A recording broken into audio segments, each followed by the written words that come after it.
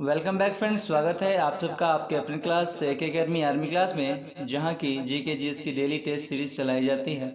और फ्रेंड्स, अगर आप आर्मी के किसी भी पोस्ट की तैयारी करते हैं या फिर अगर किसी भी कांस्टेबल की तैयारी करते हैं, बेसिकली ये जो क्लास है ये आर्मी के लिए बनाया गया है, ऑर्गेनाइज़ किया गया है। लेकिन अगर आप किसी पोस्ट की कांस्टेबल की भी तैयारी करते हो तो आपके लिए क्लास परफेक्ट है, कोई प्रॉब्लम नहीं है। लेकिन अगर आप आर्मी की तैयारी करते हो तो ये मैं कहूँगा कि आपके लिए बेस्ट ऑप्शन है। इससे अच्छा और कहीं कुछ मिलने वाला आपको नहीं है।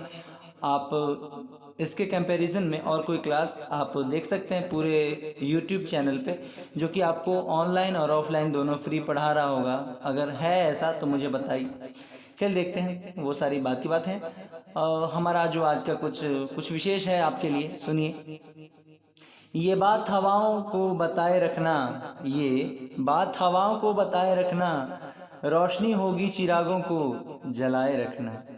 लहू देकर जिसकी हिफाजत हमने की, लहू देकर जिसकी हिफाजत हमने की, ऐसे तिरंगे को सदा दिल में बसाए रखना। तो गाइज, स्टार्ट करते हैं अपने क्लास को इसी तरह के इंटरेस्टिंग बातों और इंटरेस्टिंग क्वेश्चन के साथ। चलिए देखते हैं कि आज की क्लास का हमारा पहला सवाल क्या है। तो फ्रेंड्स, हमारे क्लास का पहला सवाल है, आर्यवर्त का पहला नाभिकीय शक्ति स्टेशन कौन सा है? ऑप्शन नंबर ए तारापुर, या फिर ऑप्शन नंबर बी नरोरा, या फिर ऑप्शन नंबर सी कलकत्ता, या फिर option number D Kalpakkam. Friends, आपके पास 10 सेकंड है इस क्वेश्चन के आंसर देने के लिए। जल्दी से इसका आंसर करेंगे कि इसका राइट आंसर क्या होगा। और फ्रेंड्स, सभी लोग जय हिंद बोल के अपनी क्लास में उपस्थिति ज़रूर दर्शाएंगे।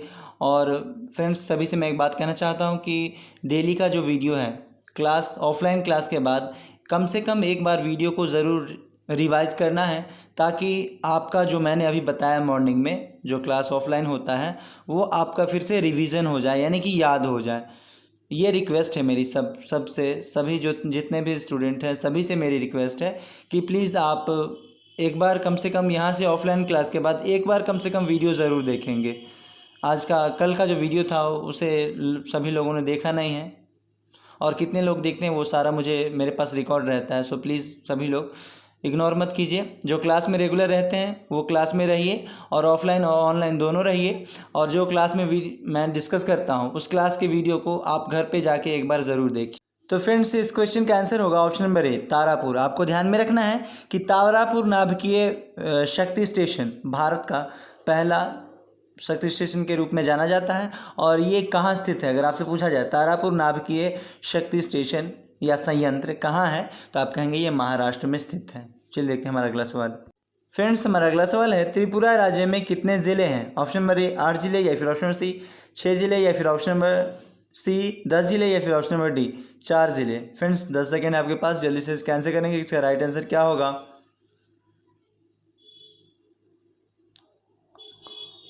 जल्दी से फ्रेंड्स आंसर करेंगे कि इस त्रिपुरा राज्य में कितने ज़िले हैं, आपको जल्दी से बताना है।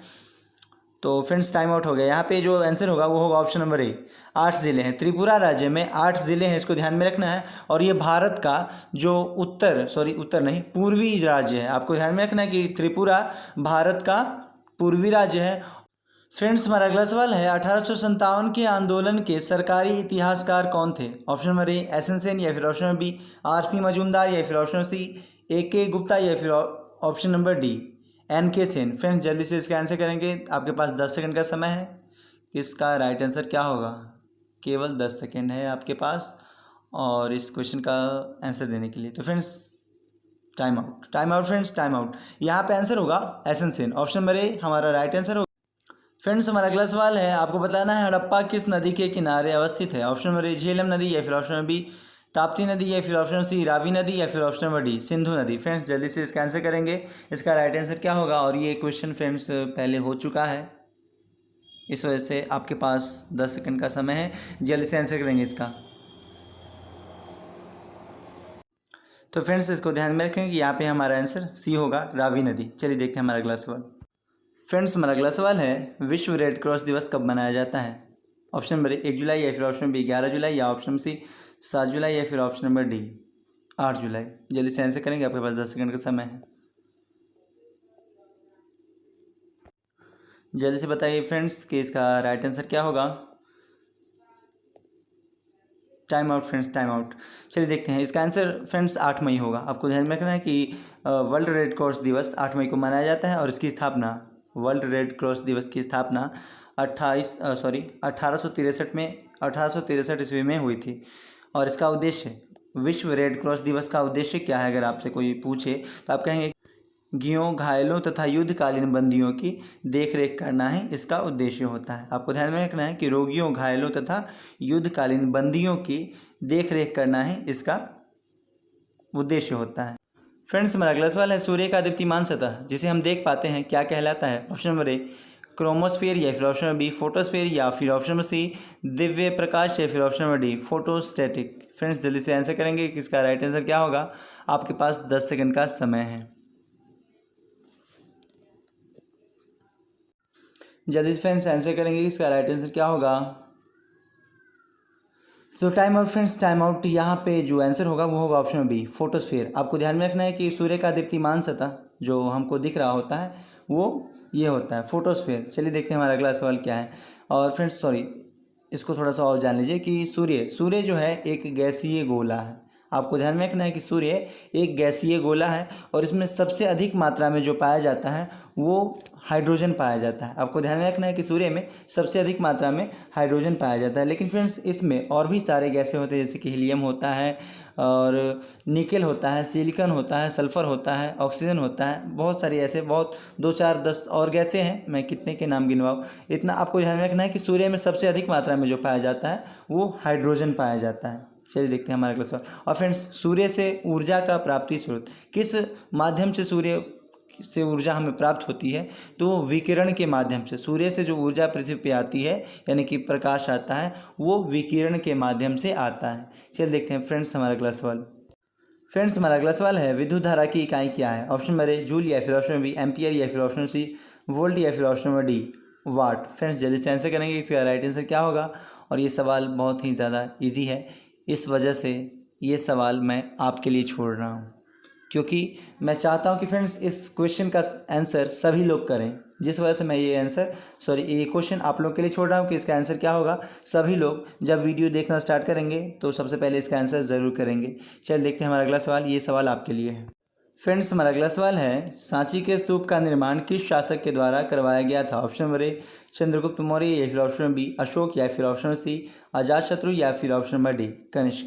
फ्रेंड्स 10 सेकंड है आपके पास, जल्दी से इसका आंसर कीजिए कि इसका राइट आंसर क्या होगा।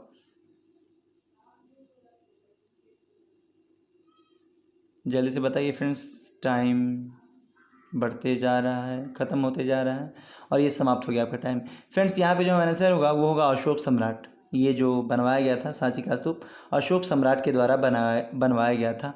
और फ्रेंड्स ये क्वेश्चन पहले हो चुका है डिटेल में, जिस वजह से मैं डिटेल नहीं बतलाऊंगा। जो भी लोग क्लास में नए हैं वो पिछली वीडियो का रिवीजन डेली एक वीडियो करके ज़रूर करेंगे कि कुछ ही दिनों में, क्योंकि कुछ ही दिनों में मैं ऑफलाइन टेस्ट भी लेने वाला हूँ। ये बात मैं सबसे कह दूँ कि ऑफलाइन टेस्ट होगा और वो ओपन टेस्ट होगा, उसमें बाहरी कोई भी लोग, यानी कि वो ओपन टेस्ट होगा, कोई भी उसमें नए लोग भी शामिल हो सकते हैं, उसके लिए कोई रिस्ट्रिक्शन नहीं है, कोई रोक टोक नहीं है। चल देखते हैं। तो फ्रेंड्स यहाँ पे आपको ध्यान में रखना है कि सांची का स्तूप अशोक सम्राट के द्वारा निर्मित करवाया गया था।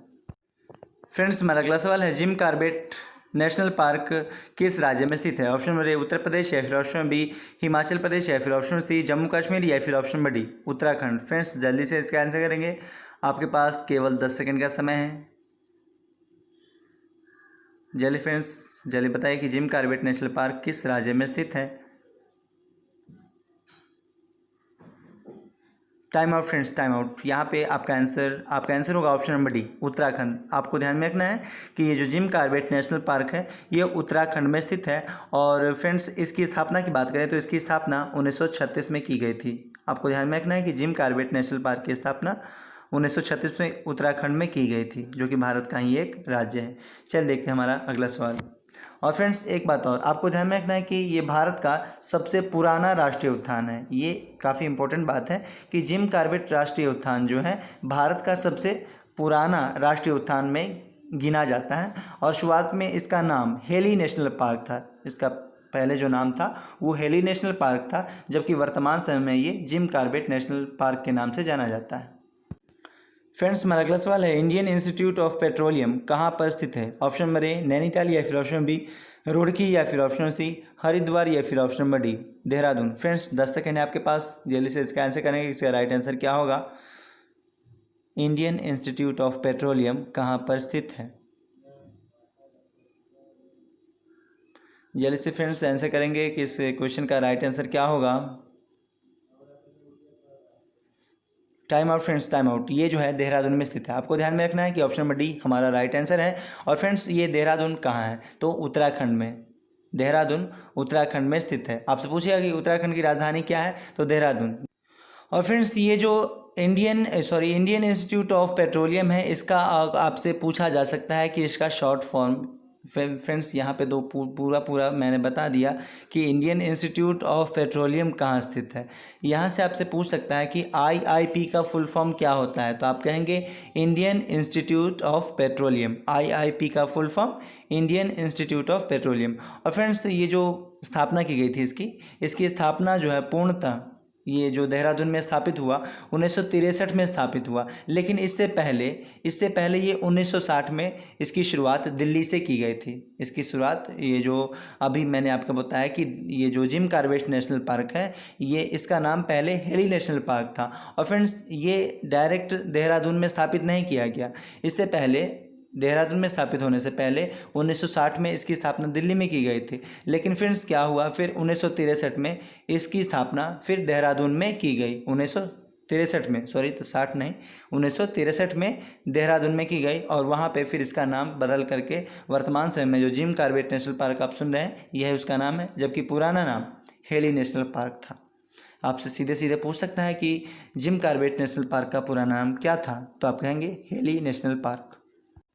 फ्रेंड्स हमारा अगला सवाल है, बद्रीनाथ धाम किस नदी पर स्थित है? ऑप्शन नंबर ए भागीरथी नदी, या फिर ऑप्शन नंबर बी अलकनंदा नदी, या फिर ऑप्शन सी गंगा नदी, या फिर ऑप्शन नंबर डी गोमती नदी। फ्रेंड्स 10 सेकंड है आपके पास, जल्दी से इसका आंसर करेंगे। इसका राइट आंसर क्या होगा?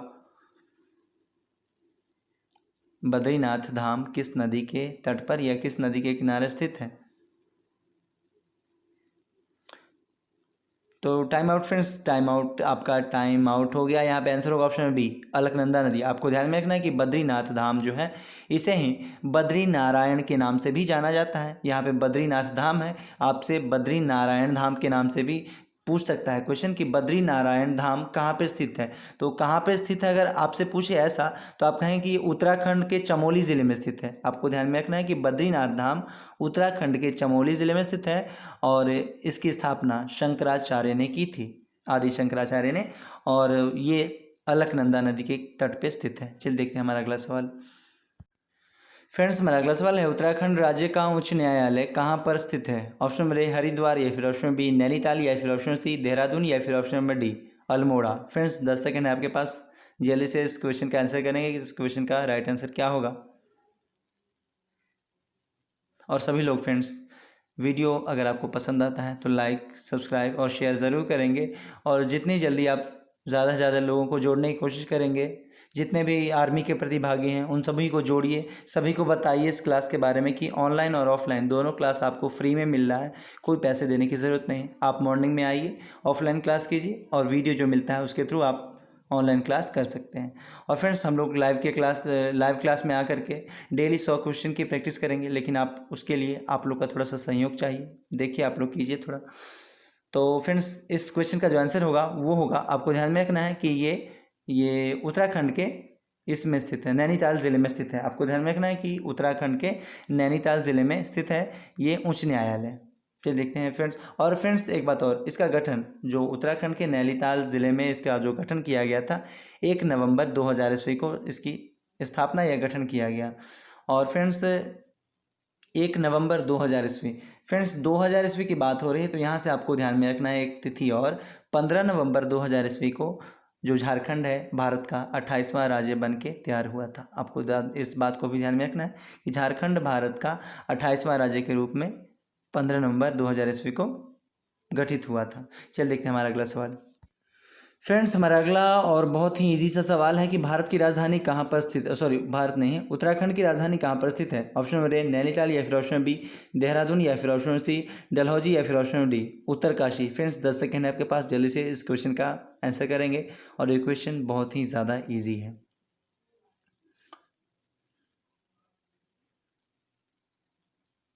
जल्दी से फ्रेंड्स आंसर करेंगे किसका राइट आंसर क्या होगा। तो फ्रेंड्स देखिए, इसका राइट आंसर होगा देहरादून। आपको ध्यान में रखना है कि देहरादून ऑप्शन बी हमारा राइट आंसर होगा। और फ्रेंड्स यह भारत का एक उत्तरवर्ती राज्य है, आपको ध्यान में रखना है देहरादून भारत का उत्तरवर्ती राज्य है। चलिए देखते हैं। और फ्रेंड्स एक बात और, यहाँ का जो प्रमुख इनकम का यानी कि आय का जो प्रमुख स्रोत है ये उत्तराखंड का, ये ज़्यादातर पर्यटन है। यानी कि जो लोग ज़्यादातर जो घूमने आते हैं उन्हीं से यहाँ उत्तराखंड का जो ज़्यादातर ये अर्थव्यवस्था है वो डिपेंड करती है। और फ्रेंड्स वो अगर मैं बात करूं कि यहाँ पे क्या है ऐसा घूमने के लिए, तो बहुत सारी बातें हैं। जैसे कि आप ले लीजिए नैनीताल ले लीजिए, ये भी घूमने की अच्छी सी जगह है। देहरादून को अभी आप ले सकते हैं। और फ्रेंड्स और प्रमुख उद्यान के लिए भी जाना जाता है, जैसे कि फूलों की घाटी हो गई, जिम कॉर्बेट राष्ट्रीय उद्यान हो गया, और राजाजी राष्ट्रीय अभयारण्य, ये भी नंदा देवी राष्ट्रीय अभयारण्य, ये सारे अभयारण्य कहाँ हैं, यहीं पे उत्तराखंड राज्य में स्थित हैं। चल देखते हैं। और फ्रेंड्स ये सारे जो मैंने अभी आपको बोले हैं कि फूलों की घाटी, जिम कॉर्बेट राष्ट्रीय उद्यान, और राजाजी राष्ट्रीय अभयारण्य, और नंदा देवी राष्ट्रीय अभयारण्य, और ये सारे जो मैंने अभी आपको बतलाया, ये सारे काफ़ी इंपॉर्टेंट पार्ट है, आपको ध्यान में रखना है। ये सीधे सीधे आपसे पूछ सकता है कि राजाजी राष्ट्रीय अभयारण्य कहाँ है, तो आप कहेंगे उत्तराखंड में। फूलों की घाटी कहाँ है, उत्तराखंड में। जिम कॉर्बेट राष्ट्रीय उद्यान कहाँ है, तो आप कहेंगे उत्तराखंड में। और नंदा देवी राष्ट्रीय उद्यान कहाँ है, तो ये भी उत्तराखंड में ही स्थित है। चलिए देखते हैं हमारा अगला सवाल। फ्रेंड्स हमारा अगला सवाल, विजय स्तंभ का निर्माण किस शासक के द्वारा करवाया गया। ऑप्शन नंबर ए महाराणा प्रताप, या फिर ऑप्शन बी राणा कुंभा, या फिर ऑप्शन सी शिवाजी, या फिर option number D Akbar. Friends आपके पास 10 सेकंड का समय है, इसका आंसर करेंगे किसका राइट आंसर क्या होगा।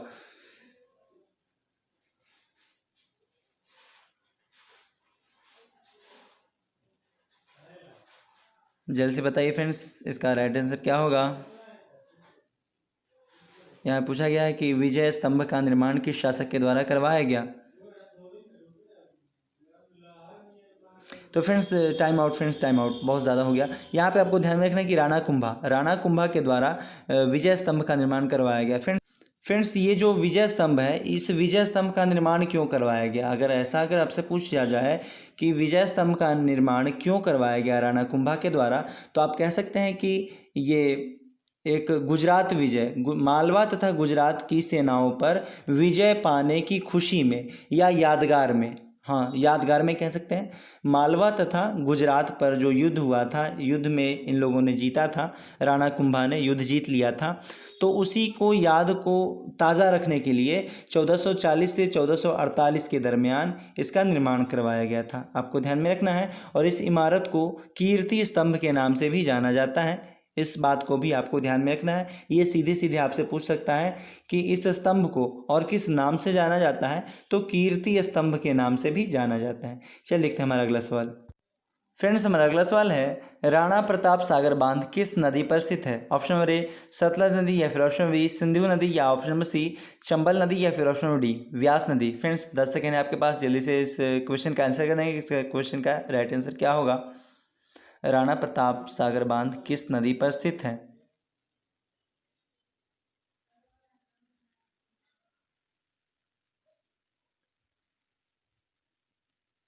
तो time out friends, time out. यहाँ पे जो आंसर होगा वो होगा ऑप्शन नंबर डी व्यास नदी। राणा प्रताप सागर बांध ये व्यास नदी पे स्थित है, इसको ध्यान में रखेंगे। और फ्रेंड्स ये जो राणा प्रताप सागर बांध है ये हिमाचल प्रदेश के कांडला ज़िले में स्थित है, आपको ध्यान में रखना है कि राणा प्रताप जो बांध है ये हिमाचल प्रदेश के कांडला ज़िले में स्थित है।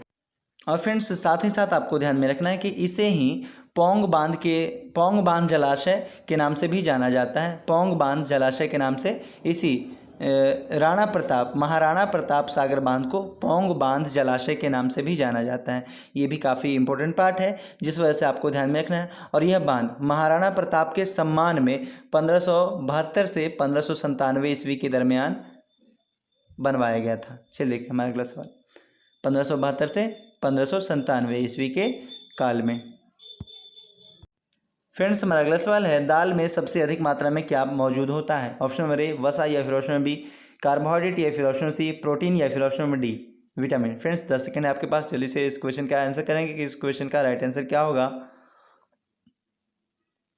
और फ्रेंड्स सभी लोग से एक रिक्वेस्ट है, जिस तरह से फ्रेंड्स मैं आप लोग के लिए मेहनत कर रहा हूँ, आप लोग भी थोड़ा कीजिए और ध्यान दीजिए क्लास पे। इस तरह से इग्नोर मत कीजिए वीडियो को, क्योंकि जितनी मेहनत मैं आप लोग के लिए कर रहा हूँ, अगर आप कर दें अपने लिए तो आपका एग्ज़ाम क्लियर हो ही जाएगा। उसके लिए आपको सोचना ज़्यादा नहीं पड़ेगा।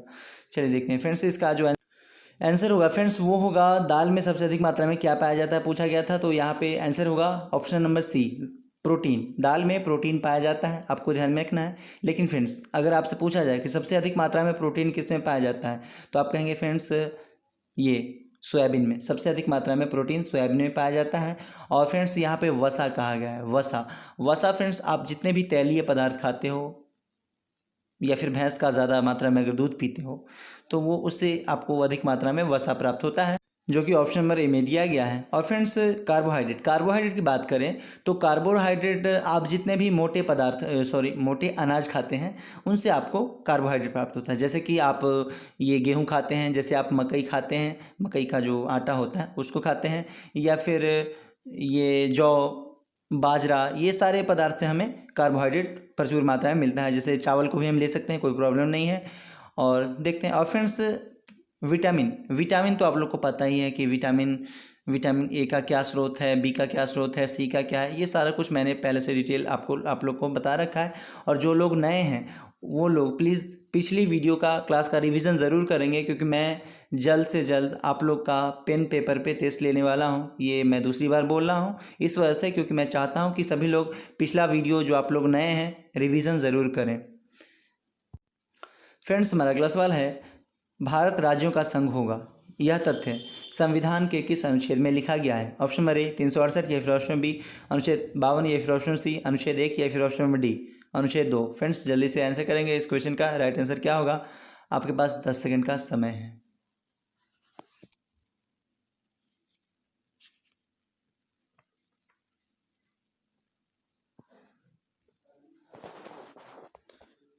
Time out friends, time out. यहाँ पे जो हमारा आंसर होगा वो होगा अनुच्छेद 1। अनुच्छेद 1 में कहा गया है कि भारत राज्यों का संघ होगा। इसको आपको ध्यान में रखना है कि भारत का संविधान में अनुच्छेद 1 में यही कहा गया है कि भारत राज्यों का संघ होगा। इसको ध्यान में रखेंगे। और फ्रेंड्स ये संघ का मतलब क्या होता है? भारत राज्यों का संघ होगा, यानी कि संघ शासन की बात जो की गई है, इसका मतलब क्या होता है? तो क्षेत्र और जनसंख्या के दृष्टिकोण से हमारा जो भारत है वो काफ़ी विशाल है। और इसी सारी विविधताओं को देखते हुए इसे, यानी कि हमारे भारत देश को, ये क्या कहा गया? भारत राज्यों का संघ होगा। ओके। इसी यानी हमारे देश में सारी विविधताओं को देखते हुए यह प्रावधान किया गया कि भारत राज्यों का संघ होगा। ओके। और फ्रेंड्स संघात्मक के कुछ भारत का राज्य का संघ होगा, मुझे लगता है कुछ लोग नहीं समझते होंगे, तो मैं उनको क्लियर कर दूं कि संघ शास्त्र भारत राज्यों का संघ होगा। तो संघ का मतलब क्या होता है, उसका क्या क्या क्राइटेरिया है, क्या मतलब होना चाहिए, तो इसको समझते हैं पहले। तो फ्रेंड्स इसके अंतर्गत संघ होगा, भारत राज्यों का संघ होगा, इसके अंतर्गत कि क्या क्या चीज़ें हैं जो ज़रूरी होनी चाहिए।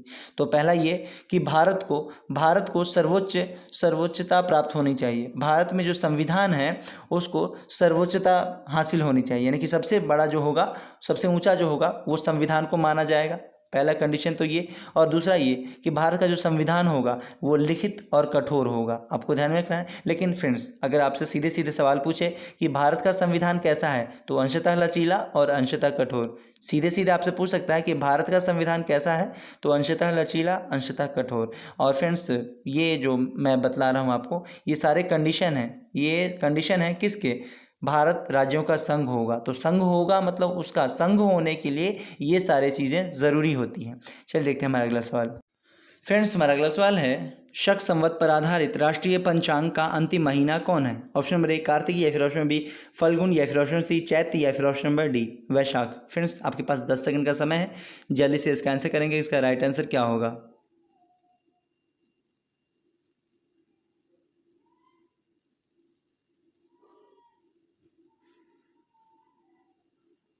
तो फ्रेंड्स टाइम आउट हो गया। यहाँ पे आपको ध्यान में रखना है कि सबसे ये शक संवत का पर आधारित भारतीय राष्ट्रीय पंचांग का जो अंतिम महीना होता है वो फाल्गुन का होता है। फाल्गुन मतलब फागुन का। आप जो कहते हैं कि होली फगुआ, फगुआ जो कहते हैं आप लोग, इसी को फल्गुन कहते हैं। ठीक है, ये किताबी भाषा में कहते हैं, आपको ध्यान में रखना है। और फ्रेंड्स पहला जो महीना होता है ये चैत होता है। आपको ध्यान में रखना है कि पहला महीना चैत होता है और इसकी शुरुआत, चैत की शुरुआत 22 मार्च से मानी जाती है। और फागुन यानी कि फल्गुन जो यहाँ पे लिखा गया है, फल्गुन की शुरुआत 20 फरवरी से मानी जाती है। इन दोनों बातों को आपको ध्यान में रखना है कि चैत की शुरुआत यानी कि ये ग्रेगोरियन कैलेंडर का पहला महीना चैत है और उसकी शुरुआत 22 मार्च से मानी जाती है, जबकि फल्गुन जो है ग्रेगोरियन कैलेंडर का अंतिम वाला महीना वो 20 फरवरी से इसकी शुरुआत मानी जाती है। और फ्रेंड्स इसी पंचांग को भारत का पंचांग यानी कि इसी कैलेंडर को भारत का पंचांग या भारतीय राष्ट्रीय कैलेंडर के नाम से भी जाना जाता है। चलिए फ्रेंड्स देखते हैं हमारा। और फ्रेंड्स इसकी एक बात और ख़ासियत मैं आपको बता दूं, अगर आपसे पूछे कि ये जो पंचांग है भारतीय राष्ट्रीय पंचांग या भारतीय राष्ट्रीय कैलेंडर, इसे कब अपनाया गया भारत के द्वारा, तो आप कहेंगे 22 मार्च 1957। 22 मार्च 1957 को इसे अपनाया गया भारत के द्वारा। चलिए देखते हैं फ्रेंड्स हमारा अगला सवाल। फ्रेंड्स हमारा अगला सवाल है, आपको बताना है कि अर्थशास्त्र का पिता किसे कहा जाता है। ऑप्शन नंबर ए एडम स्मिथ, या फिर ऑप्शन बी एडम बर्गर, या फिर ऑप्शन सी एलन नॉर्थ, या फिर option number D John Smith. Friends आपके पास 10 सेकंड का समय है, जल्दी से इसका आंसर करेंगे। इसका राइट आंसर क्या होगा?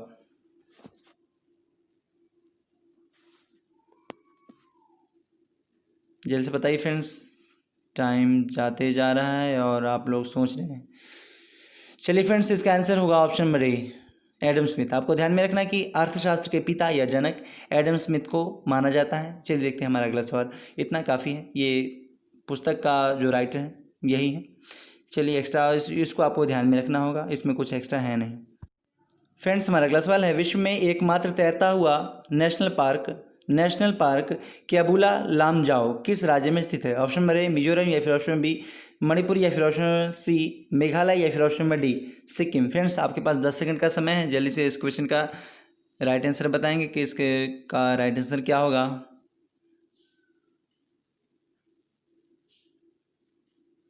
जल्दी से बताएंगे फ्रेंड्स।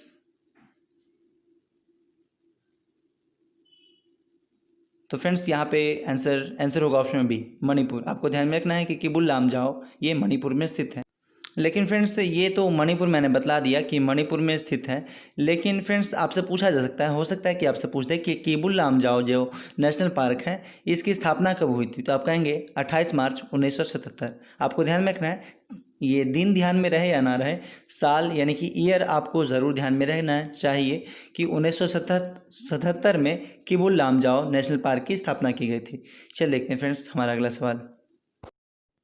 फ्रेंड्स हमारा अगला सवाल है, त्रिपुरा राज्य की राजधानी क्या है। ऑप्शन नंबर ए अगरतला, या फिर ऑप्शन बी ईटानगर, या फिर ऑप्शन सी शिलांग, या option number D Kohima. Friends आपके पास 10 सेकंड का समय है, जल्दी से इस क्वेश्चन का राइट आंसर देंगे कि इसका राइट आंसर क्या होगा।